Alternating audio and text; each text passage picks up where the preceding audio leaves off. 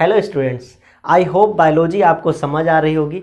हम और आप चर्चा कर रहे थे लैंगिक जनन में होने वाली घटनाओं पर। हमने देखा था अध्ययन को अगर हम लोग अच्छा बनाना चाहें तो लैंगिक जनन की घटनाओं को मुख्य रूप से 3 रूपों में हम वर्गीकृत कर सकते हैं। सबसे पहला था निषेचन से पूर्व की घटनाएं, जिसमें हमने जाना था कि युग्मकों का निर्माण कैसे होता है और युग्मक का स्थानांतरण कैसे होता है। और दूसरा था हमारा निषेचन और तीसरा था निषेचन के बाद की घटनाएं। हम लोग निषेचन से पहले की घटनाओं को पढ़ चुके हैं। अभी जानते हैं कि निषेचन क्या होता है और फिर निषेचन के बाद क्या क्या प्रक्रियाएं होती हैं। तो सबसे पहले आप ध्यान से देखेंगे निषेचन वास्तव में होता क्या है। तो जो युग्मक बनते हैं नर और मादा में, नर युग्मक और मादा युग्मक, एक्चुअल में जब नर और मादा युग्मक दोनों आपस में फ्यूज होते हैं या संलयित होते हैं, इसी घटना को हम लोग निषेचन कहते हैं। अगर नर युग्मक और मादा युग्मक, नर युग्मक और मादा युग्मक आपस में क्या होंगे, संलयित हो जाएंगे और जो ये संलयित होकर के जो संरचना बनेगी इसे ही हम लोग युग्मनज कहते हैं और इस घटना को ही हम लोग निषेचन कहते हैं। इस घटना से पहले की घटनाओं को हम लोग निषेचन से पहले की घटना कहते हैं और इसके बाद की घटनाओं को हम लोग निषेचन के बाद की घटनाएं कहते हैं। ये चीज़ें आप जान चुके हैं।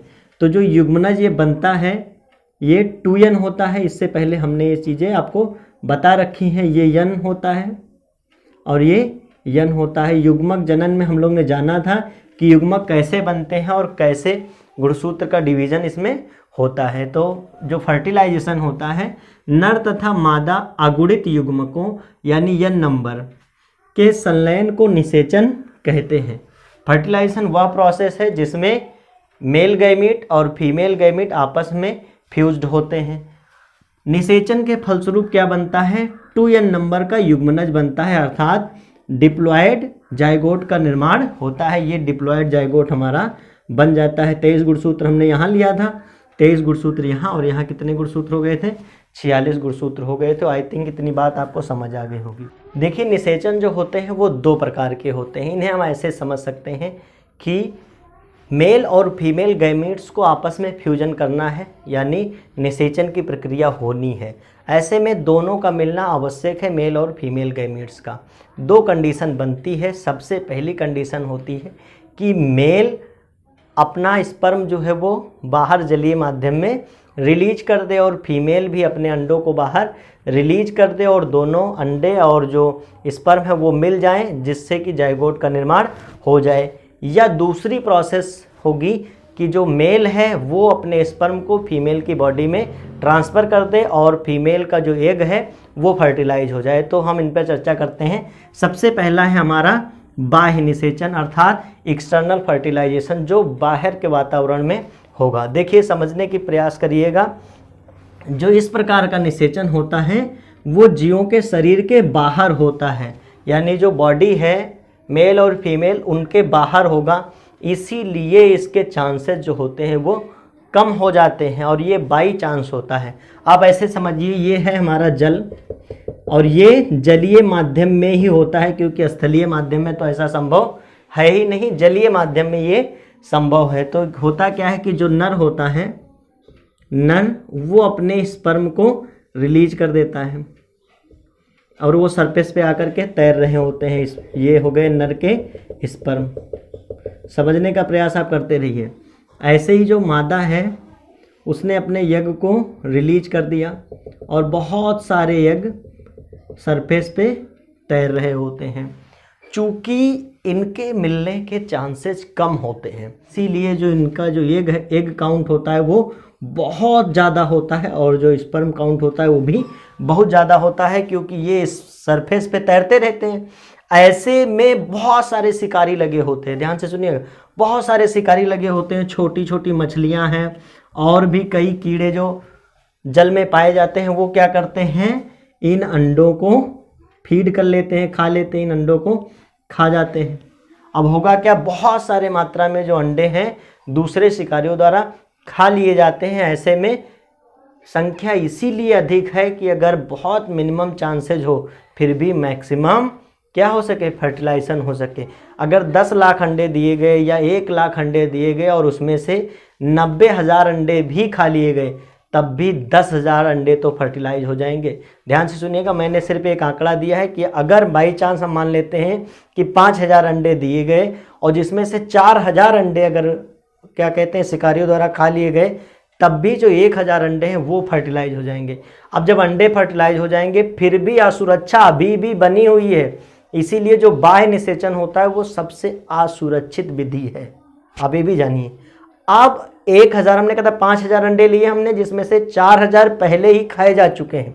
अब 1,000 अंडों का फर्टिलाइजेशन हुआ और उनसे लार्वल स्टेज में जब बनेगी बॉडी, तब भी तो खतरा बहुत ज़्यादा है, क्योंकि 1,000 लार्वा अगर जल की सतह पर तैर रहे होते हैं तो कम से कम उसमें से 50% से अधिक लार्वा दूसरे शिकारियों द्वारा फीड कर लिए जाते हैं, तो भी तो बहुत मिनिमम चांसेज रह गया, तब भी तो 500 बच गए।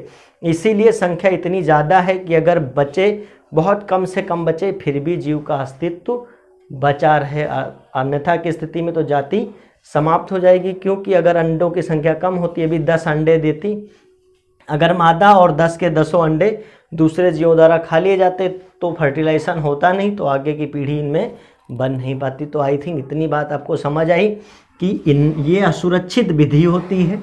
सबसे पहले आप जानिए ये असुरक्षित होती है, इसीलिए जो लोअर श्रेणी के होते हैं उनमें भी पाई जाती है, जो उच्च श्रेणी है उनमें ये नहीं पाई जाती, क्योंकि ये असुरक्षित है। असुरक्षा आपने देखा कि बहुत हाई अमाउंट में मादा अंडे ले करती है, देती है, और ऐसे नर जो है बहुत हाई अमाउंट में स्पर्म को रिलीज करता है, जो कि जलीय माध्यम में तैरते रहते हैं। अब ऐसे में शिकारी लगे रहते हैं और इनको वो खाना स्टार्ट कर देते हैं। अब जो कुछ भी बच पाते हैं बाई चांस इनका मीट हो पाता है और फर्टिलाइज होते हैं, और जैसे ही लार्वल स्टेज में जाते हैं अन्य शिकारी इनको खाना स्टार्ट कर देते हैं। तो देखिए यह मुख्यतः किस में होता है, जलीय माध्यम में होता है। जलीय माध्यम बहुत ज़्यादा आवश्यक है, क्योंकि स्थलीय माध्यम में ऐसा संभव ही नहीं है, स्पर्म और एग दोनों ही क्या हो जाएंगे, डाई हो जाएंगे, मर जाएंगे। और ये किन में हो सकता है, मछलियों में हो सकता है, उभयचरों में अर्थात एम्फीबियंस जैसे मेढक आदि में हो सकता है, शैवालों में पाया जाता है, ब्रायोफाइटा, कवकों, टेरिडोफाइटा आदि में ये पाया जाता है, जितने भी निम्न श्रेणी के हैं। और ध्यान रखिएगा कि जो जलीय हैं, ब्रायोफाइटा बहुत सारे स्थलीय होते हैं तो उनमें ये नहीं पाया जाएगा। जो जलीय ब्रायोफाइटा है, कवक है, टेरिडोफाइटा है, शैवाल हैं, उन सब में ये पाया जाएगा। तो आई थिंक आप बाह्य निषेचन समझ पाए कि ऐसा निषेचन जिसमें बॉडी के बाहर, जो मेल बॉडी और फीमेल बॉडी दोनों के बाहर फर्टिलाइजेशन होगा। और फर्टिलाइजेशन कैसी प्रोसेस है, मेल गैमीट और फीमेल गैमीट का फ्यूजन फर्टिलाइजेशन कहलाता है, दोनों का आपस में मिलना। अब मिल कहाँ सकते हैं, सबसे पहला हमने जाना बाह्य वातावरण में, जलीय माध्यम में मिल सकते हैं जहाँ खतरा बहुत अधिक होता है। इसीलिए यह विधि कैसी विधि होती है, असुरक्षित होती है और निम्न श्रेणियों में पाई जाती है।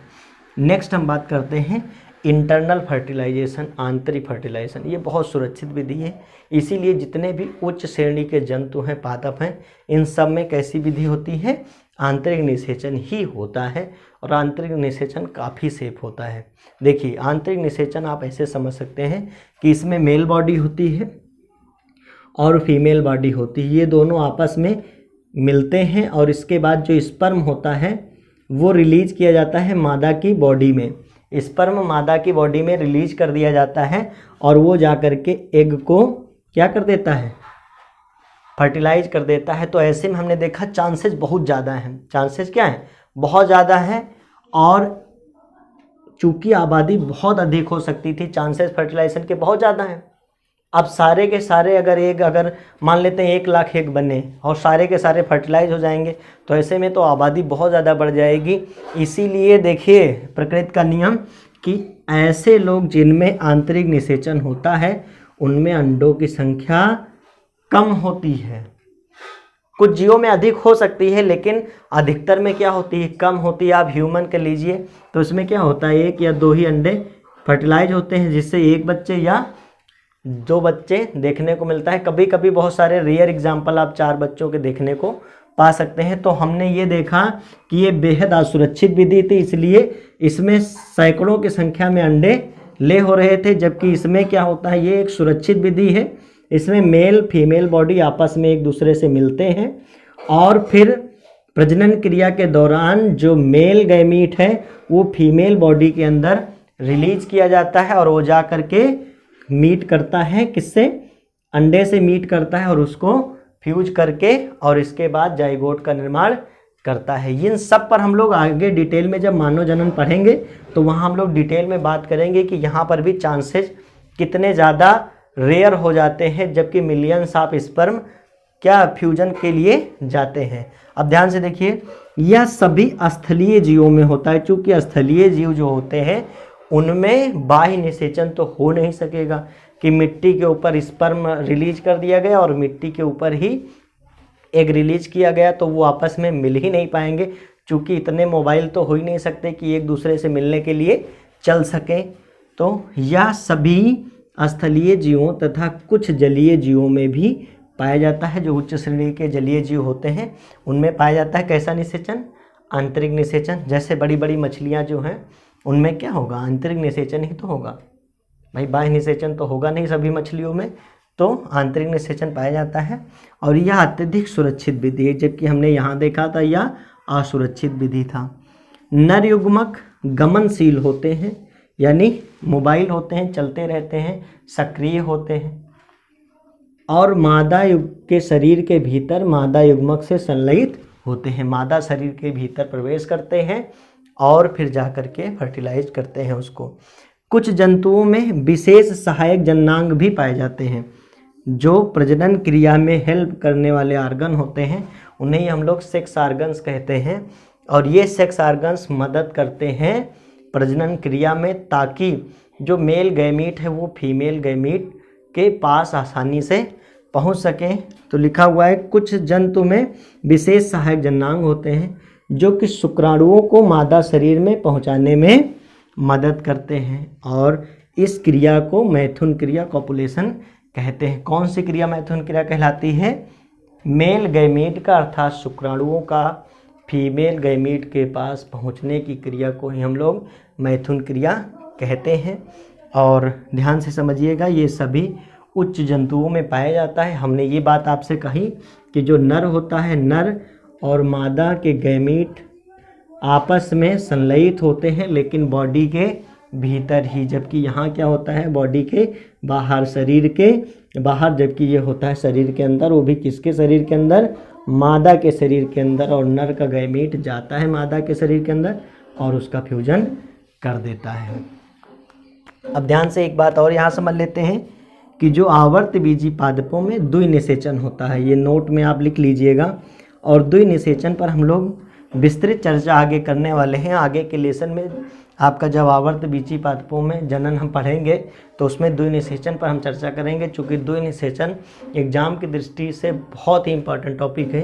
तो आई थिंक इतनी बात आपको समझ आ गई कि निषेचन क्या होता है। मेल गैमीट और फीमेल गैमीट का आपस में मिलना निषेचन कहलाता है। या दो प्रकार का होता है, आपका बाह्य निषेचन, शरीर के बाहर संयुग्मन होना, और दूसरा था आंतरिक निषेचन। तो मिलते हैं अगले वीडियो में, तब तक के लिए यूं ही पढ़ते रहिए, हमेशा मुस्कुराते रहिए, अपना और अपनों का ख्याल रखिए। बहुत बहुत धन्यवाद।